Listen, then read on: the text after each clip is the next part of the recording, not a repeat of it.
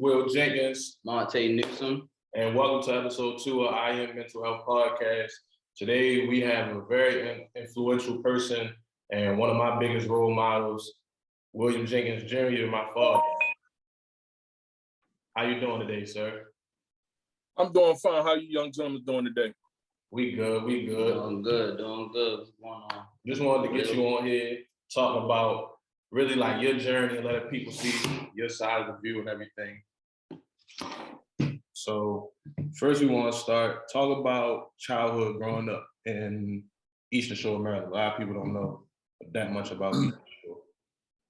Oh, actually, I grew up in the state of Maryland, Dorchester County, little town they call Depot. The real name of it is East New Market, Maryland. My life that was rough. You know, single mother, raising 2 kids pretty much in a little hut that, when I mean by hut, a kitchen, a living room, and a bedroom. Grew up with not some of the things that my peers had, such as my childhood friends or things like that, had running water, flushing toilets. I didn't have none of that. I used to walk about a quarter of a mile to the local gas station with 2 5-gallon jugs on my back with a broomstick to go get water from my mother and my sister. Restroom was more or less pissing in a pot during nighttime, and me waking up during the day in the morning to dump the piss pot in a night house, clean it out and let it air out during the course of the day while we go to school. Extra money for me was more or less working in fields, chicken factory, or cucumber field, tomato field, watermelon patch. Pretty much that was my extra change because my mother didn't really have money to really give us like the rest of the kids' parents would have, where that spending change. I had to pretty much go pick watermelons from 6:30 and cucumbers and tomatoes and stuff from 6:30 from sun up to sundown to make $25, $30 a day. When you was doing that, how did that make you feel? Did it make you like, I just gotta grind harder so I can help my family, and you knew I had to get to the next level? Was it something that discouraged you, or how did you feel? I felt more or less with my peers, I felt like I was knowing that I was unfortunate, but as I grew up and got older, I wanted to better myself and was determined that I wasn't going to live like this the rest of my life, picking cucumbers, working on a farm, working in a chicken house. All right, so talk about that that move from Eastern Shore to Baltimore. Like, let them know your age, everything. I was actually 18 years old when I left Eastern Market. I was just out on a journey. My family asked me to come and pretty much to watch their house while they went on vacation to Florida. That's how I ended up in Baltimore. I always was a grinder, wanted to work, but being in there for 2 weeks with the little bit of money that my aunts and them left me wasn't enough. So I went and found a job working at Burger King. I used to walk from Sedonia Avenue to Roller Mill Road, which is probably 5-mile walk. 5-mile walk and about 45-minute walk to an hour walk that I walked every day to get money. But that still wasn't enough for me because I felt like that I'm better than working at a fast food restaurant. So the transition was pretty rough because I didn't know where I was going. I didn't know where I was going at with coming and leaving from the country, hitting the city life. I had to find myself at the age of 18. During that period of time, I lost my mother at the age of 18. I mean, that was pretty rough, and I definitely had to find myself there. Yeah. Elaborate on that some about losing your mother, if you don't mind. If at the age of 18, losing your mom, knowing that that was all your heart, that was my brave, that was my heart. I mean, right, if I was right or wrong, losing her was like losing the world. And it's hard to explain. Not so much hard as it's painful, because I really didn't get a chance to do the things that young people like to do today, or people my age have done for their parents. I've never got a chance to buy my mother a fresh rose as an adult. So living without my mother and learning the world was rough for me, because it was like, who can I turn to? My sister was pretty much doing her own thing in a whole nother country, and up defending for myself, not depend on nobody. So it was rough. You saying that it was rough, and obviously we can tell, like, I couldn't even imagine losing my mom, and I'm 23, so especially at 18, that's something that a lot of people wouldn't even be able to fathom. What are some things that like helped you, I wouldn't say get over it, but like grieve with it, or just take it day by day? Like, did you do anything to like try to keep your mind off of it, or did you look at it as like, I'm gonna live for her now? My goal, being honest and truthful, my goal was I wanted to outlive my mother. My mother passed away at the age of 40. I always had, y'all have to excuse me. Are you fine? I always had a thing that, because I lost my mother at a young age, I felt like if I outlive my mother, I live my life. So I always had it in my heart that if I lived past the age of 40, I completed my life. It was definitely hard. The only thing that really put me back on track was the military. I wasn't even with it. Yeah, speak on that song, because a lot of people that, even if they may know you through me or whatever, they don't really know about your military background. Speak on that song. I went left from Baltimore, going through a little, finding myself here in Baltimore and dealing with the fact of losing my mother at that age. I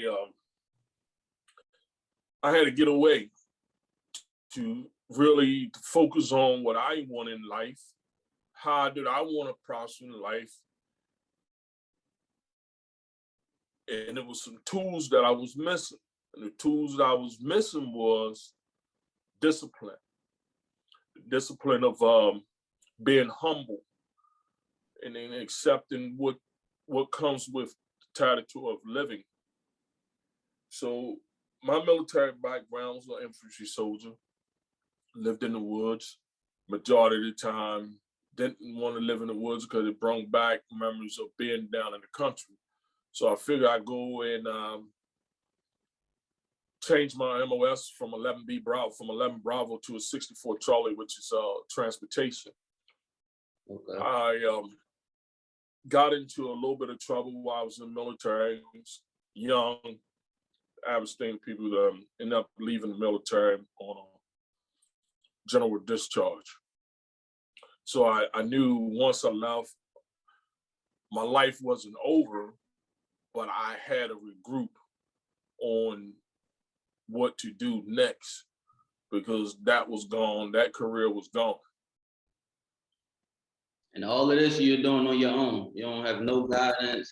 It's basically just you and your sister who basically doing her own thing. You just knew you had to keep pushing. Pretty much, it was all on my own. I may reach out to my aunts and different things, but I never really had a true relationship with my immediate family on my mother's side, because of personal things that was said as me as a child, that I was gonna grow up to be like my father, like nothing. I wasn't gonna be nothing. He's just like his father. So I felt like that it was no use of me trying to reach out to them for help, that I had to grow up, be humble, suck it up, and do what I can do. All right, now let's fast forward a little bit. Let's speak on the age of 30. And you speak on that, like what was your mindset, what was all going on at that age? You froze up. I'm sorry. I was saying speak on to us some about the age of 30, like what was going on, how were you in life, mentally, anything, like what was like at the point of your At the age of 30, I was still trying to find myself. I was actually married with kids, losing my first child, which is your sister. So it was rough. I was still trying to find myself. I came out of the military, married Will's mom. I thought, things was going to change, but it's still that I realized that I still got to find who I am. And then I even more got to find out who I am because I got a family now. I'm married with a kid and doing some wrong things in life and losing a child.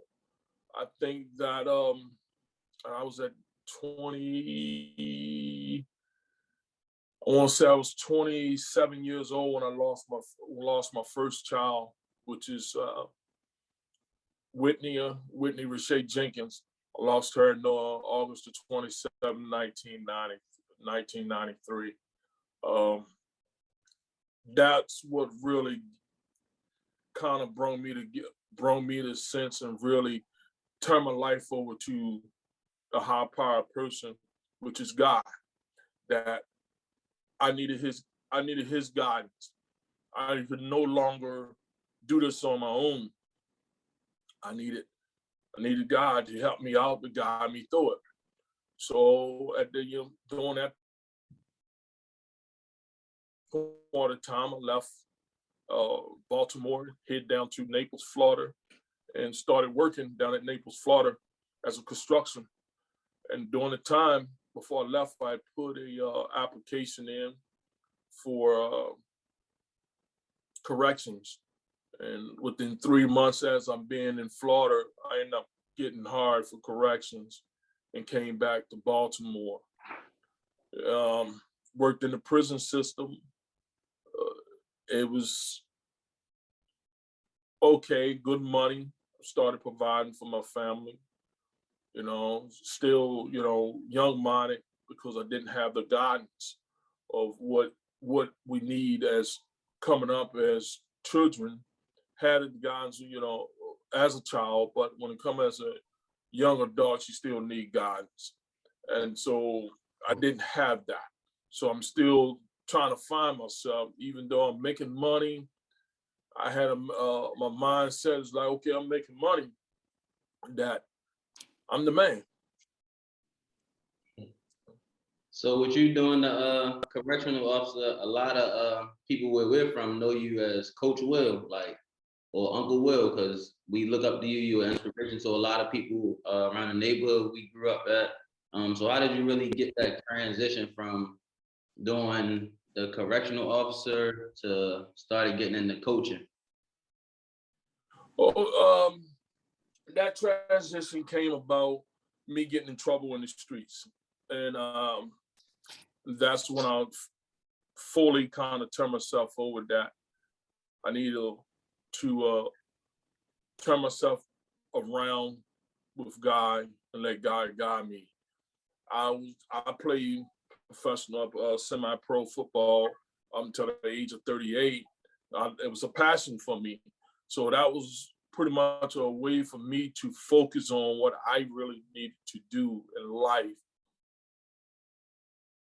And not only so much myself, is to help you young men, such as yourself, young men, to prosper in life behind my mistakes in life, and how that it's rough out here, that you still need guidance to a certain age. So what you that's oh no, you can continue. I didn't mean to cut you off. so that was how I came about coaching and love the coaching.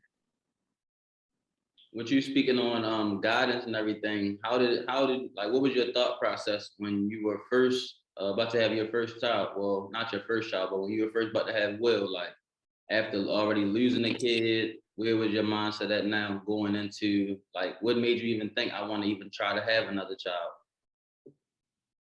I knew, I think, Will, my daughter's not my first child that I lost. I lost older son. His name was Cameron Russell Jenkins. That's what really kind of pushed me over the edge. And then when his mom got pregnant again, I made it abundantly clear to myself that I wanted to be around with my child to be able to say, do what's right, teach him my mistakes, but teach him how to correct from my mistakes that I made in life, that the better himself. But at the same time, he was a teacher to me, because that was God's work to give me another child. Because if you remember, I said, long as I lived past the age of 40, I felt like I lived my life. I didn't care no more. So having Will was a blessing to me and a guidance also to me, to understand that I don't have to think that way to prosper in life and get what I was trying to do for myself. So with him being around was more or less a teaching lesson to me. Hey, you ain't got to give up your life to better yourself, to more or less, I didn't have to give up my life just because the hurt and the sorrow that I had losing my mom and my dad.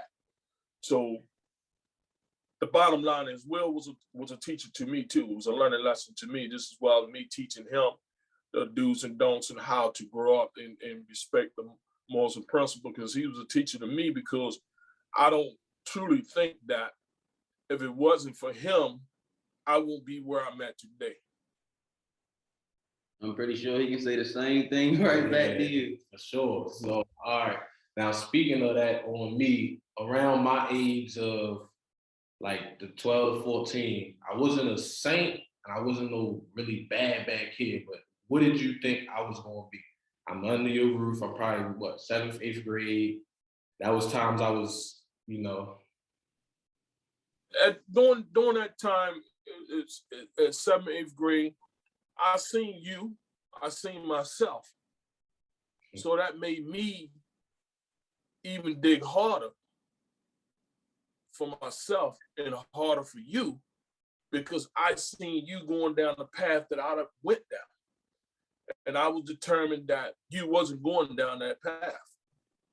Regardless how hard it got, how strict it got, how thick it got, you wasn't going down that path, because I was a living inspiration of the fact you don't have to go down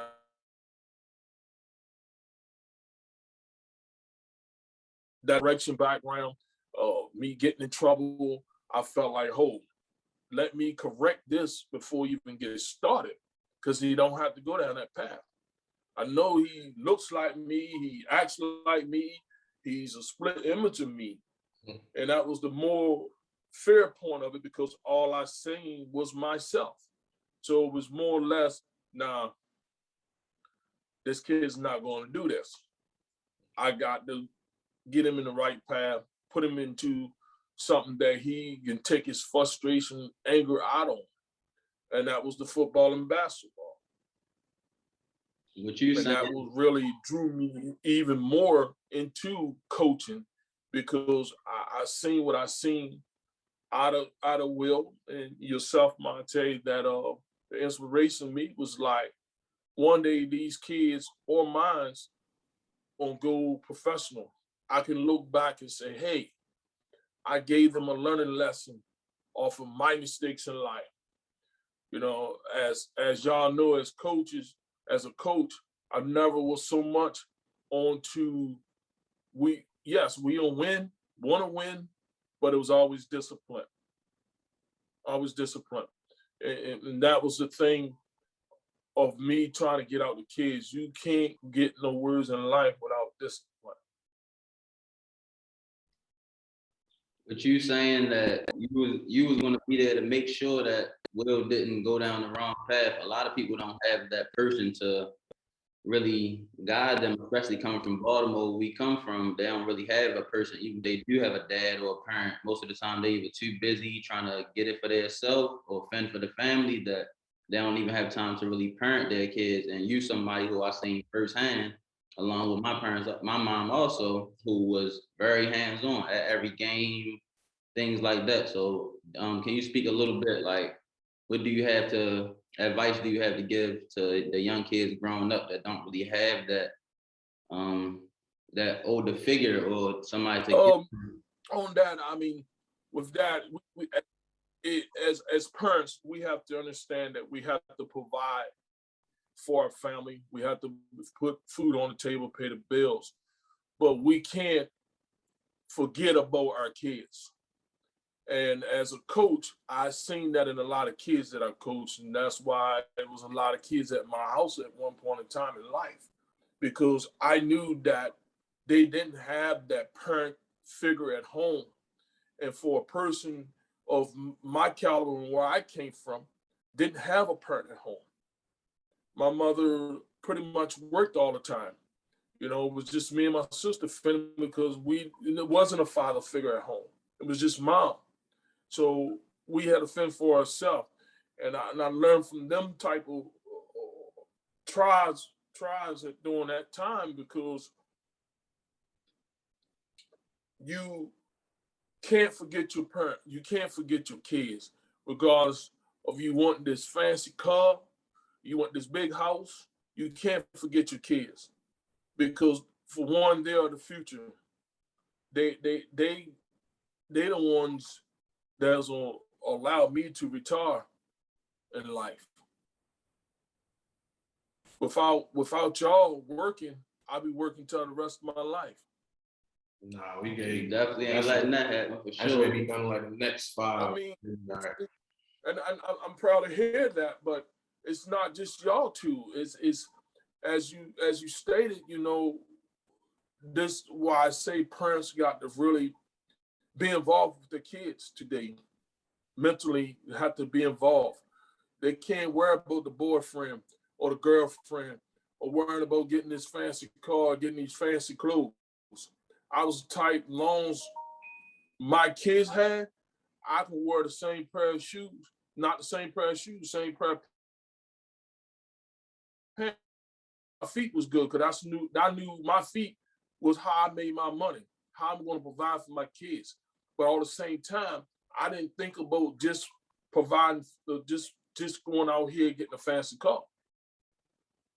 I needed wheels to get my kids where they need to get to, but a fancy car wasn't a thing. And that's what I see out of society today. And I wish some of the parents today take time out and spend with their kids and get to know who their kids are, and find out what's going on. You know, talk to them. You know, I had a relationship with Will where that father and son, homeboy.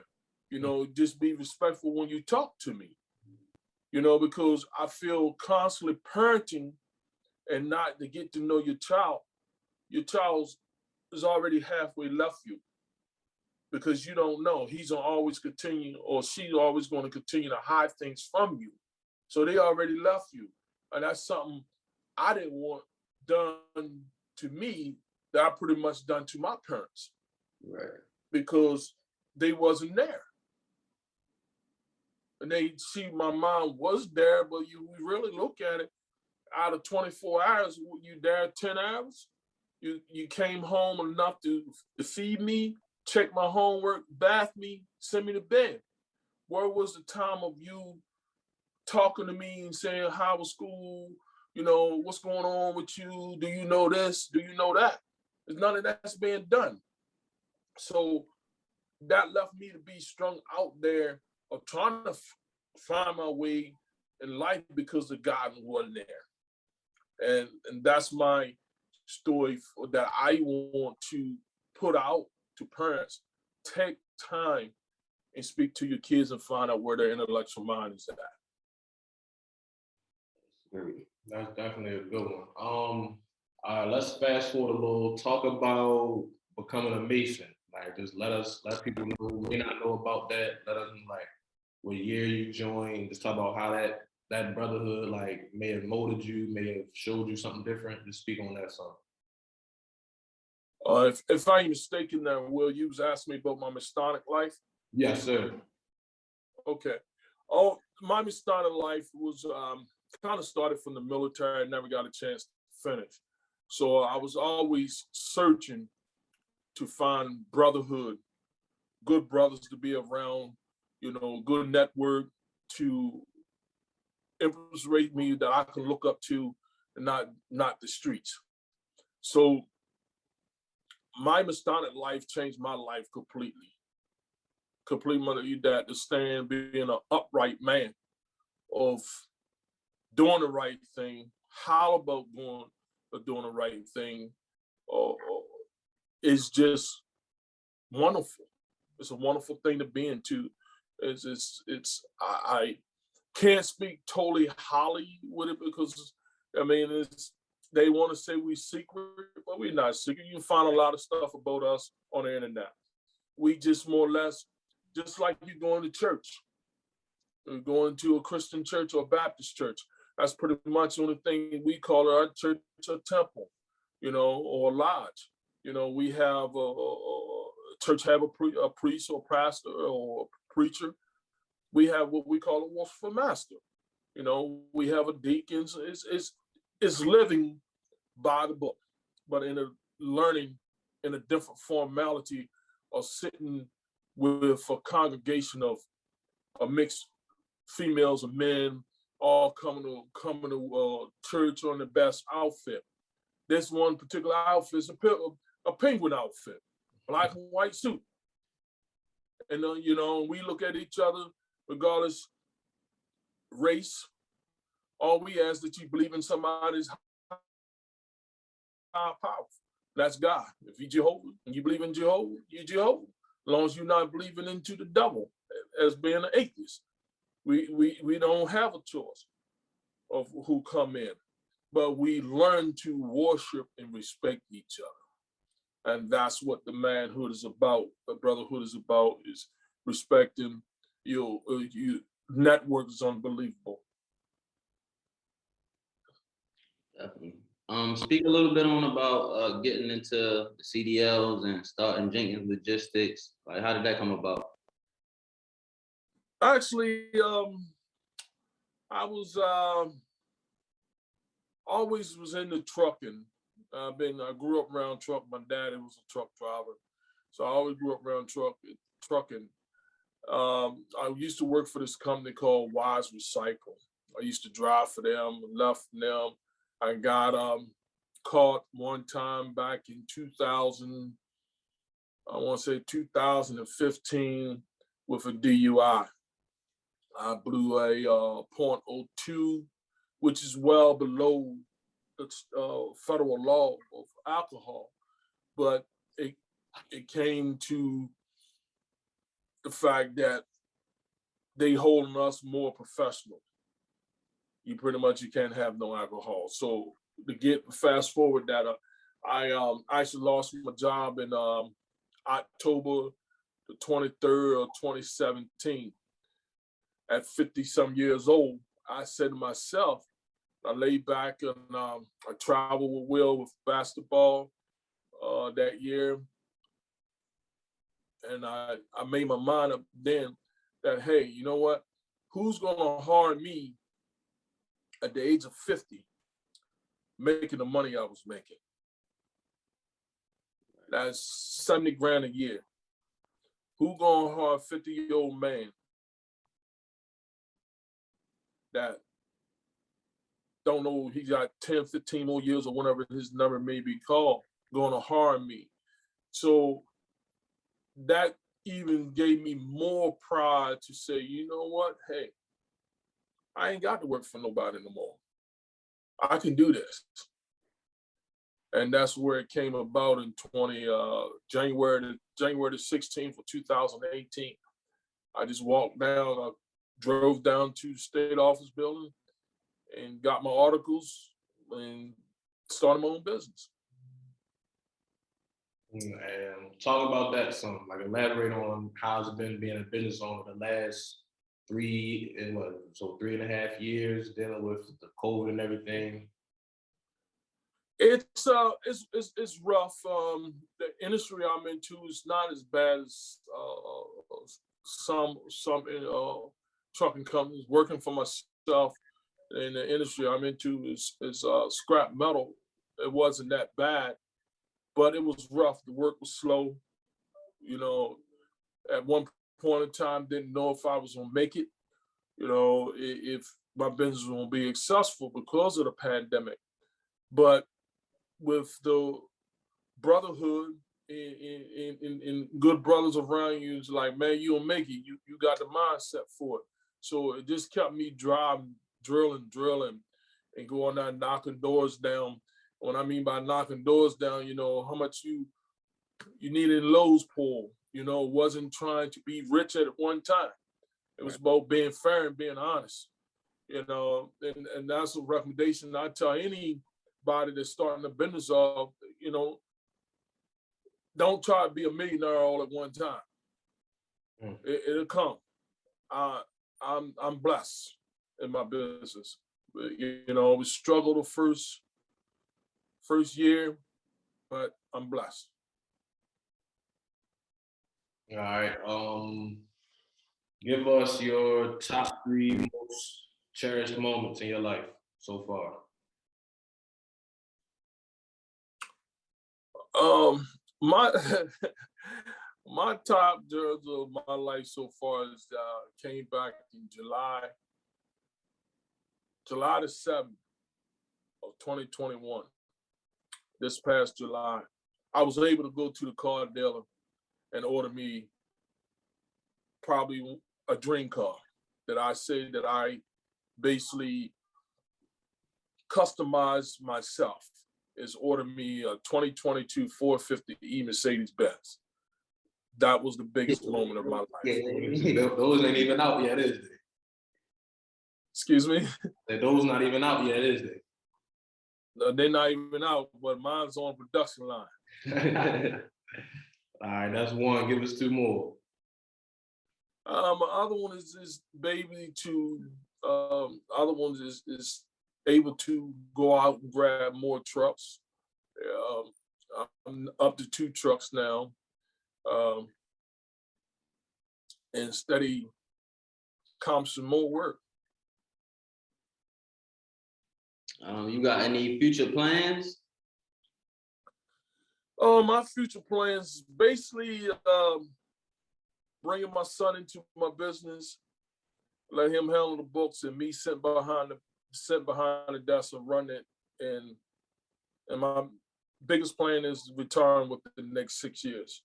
Not completely stop working, but I want to be within the next 6 years sit behind the desk without climbing into a truck. We're gonna get that done. Oh, definitely. Before we let you go, we always ask everybody here on the Mental Health Podcast. You're definitely somebody, like I said, that we look up to along with a lot of other people, and you really been through a lot. Like, a lot of people might not know it. They see Coach Will, Uncle Will, and we always laughing and joking, or either you disciplining us on the court or on the field.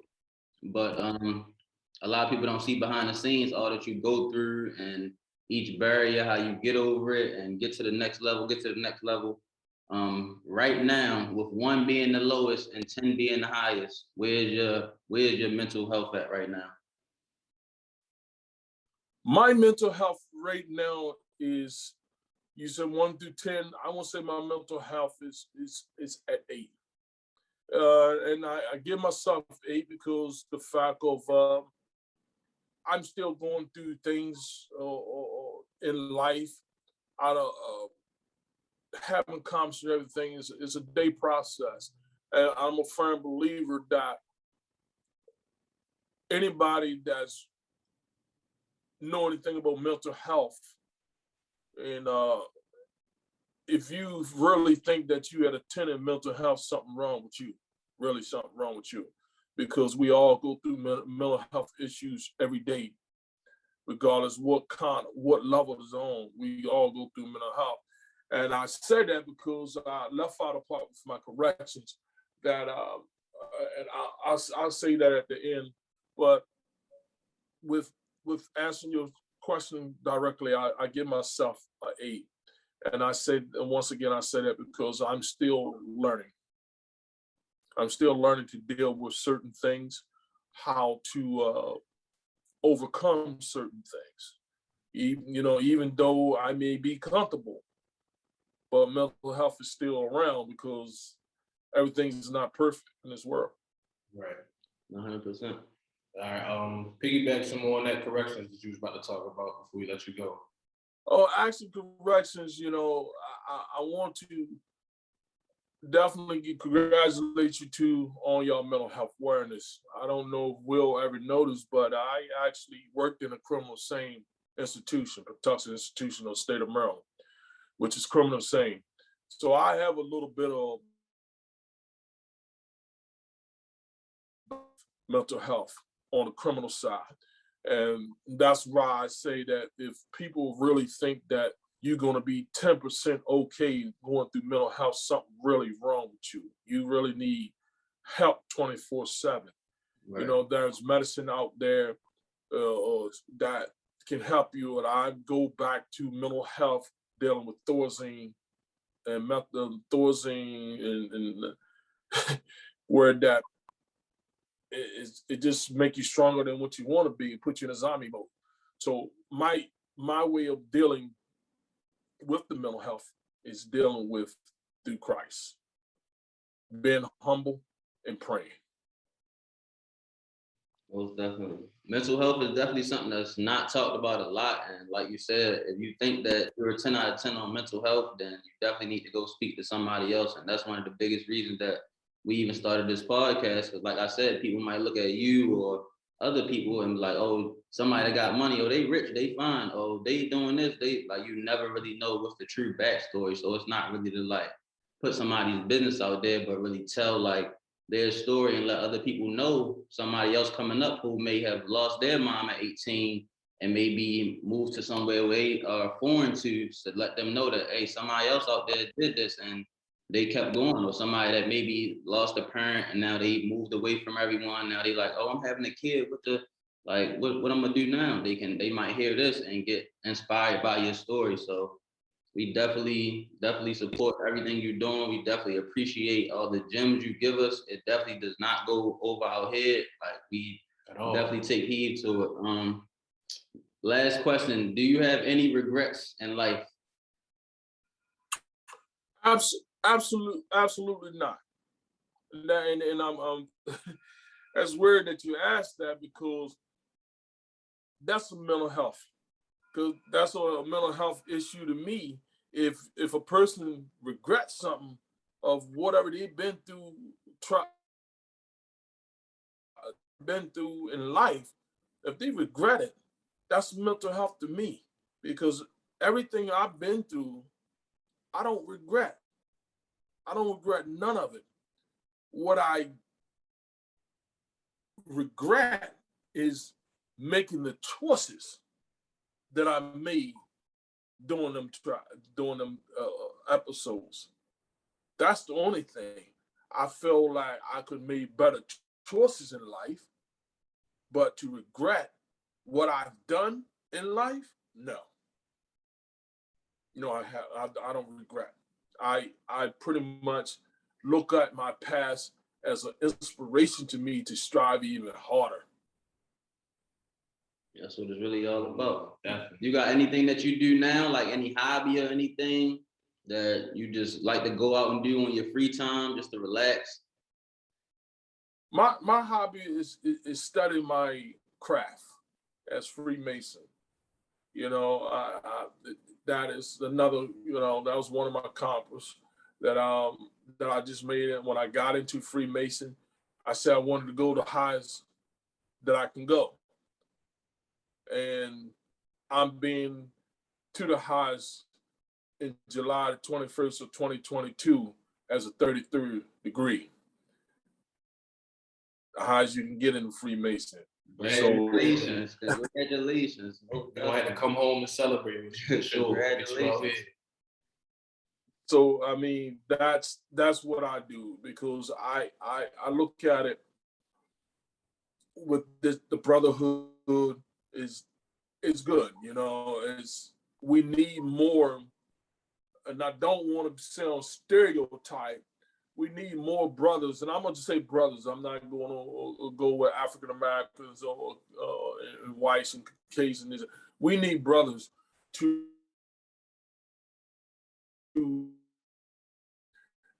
and I'm gonna put it this way: white, black, Chinese, or whatever, even mental health wise, to basically have to get our young brothers back in order and take the streets back over our young adults, because, and that's where I feel, my opinion, where I feel that what we are missing, we don't have young men or older men today can walk the street and grab a young man and say, hey, you don't do that. Hey, you don't do that. You don't treat this girl like this. You know, your mom wouldn't like this. You know, it's a lot of stuff that we need to get back together, and it's going to take the manhood, our brotherhood, whatever organization a brother into, to grab our kids back and put all about them, God bless America, back together, because it's a thing where now the kids are all over the place. No, Definitely all that's, that. that's good you said that. Deion Sanders was just speaking about that yesterday, I think. I'm gonna send it to you when we get off here. But yeah, I think that pretty much wraps everything up. We greatly appreciate you. We definitely appreciate you for coming on here. We give all our love and support to you from EYEAM, Brandon, you on and off this camera. That's why you was one of the first people, not just because you my uncle or his dad, but like you really an inspiration. Like we might talk about you even throughout the day, every week. Like, you don't never hear it enough. We definitely proud of it. Definitely want to give you your flowers while you're here, let you know that you keep doing your thing. You've been through a lot, and just look where you at now. Can't nothing stop you. And you got more than 10 to 15 years left, Uncle Will. Trying to see you like 80 years old in the aisle or something, for real. Feet kicked up. Appreciate it. Yes, sir. Appreciate it. Hope being around to see y'all do the same thing I'm doing one day. For sure. You said you trying to retire in 6, so we're going to do it in 5. Let's get that done. All right, but we...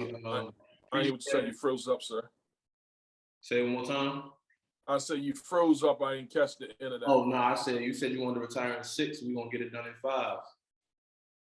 I appreciate if I can get it done in 5. I can travel the country a little bit more. I know what age you're trying to be. We're going to get it done. Trips. We got to get you down here to Houston. We got to get you down here to Houston to a Rockets game or a Texans game or something. Definitely. Actually, it was 2 years ago. I didn't go, but they had a big Supreme down in Texas. I didn't go though. So I mean, I got some brothers down there that Will got one of my frat brothers live approximately 45 minutes from y'all. We'll have his number. He's an entrepreneur. His wife actually works. His name is Thomas Hardneck. His wife actually is a TV caster down in Houston, around the corner from y'all. Oh, okay, yeah, we're gonna have to get him on the podcast. Yeah, I gotta get you to that Lakers game. I know you ain't been to a Lakers game. Oh yeah, that'll work. Now, y'all really want to do something? That'll work. Yeah. We'll do that. It's like, I think it's one. I don't want to say December 18th. I think we had to look back into it and get on that. December the 18th. I think so. Yeah. Oh, okay, I'll tell you what I do. I'll look it up for y'all before y'all get a chance to look it up for me. All right, send it over to us. So y'all can get it together. Yes, sir. Yes, sir. Appreciate you.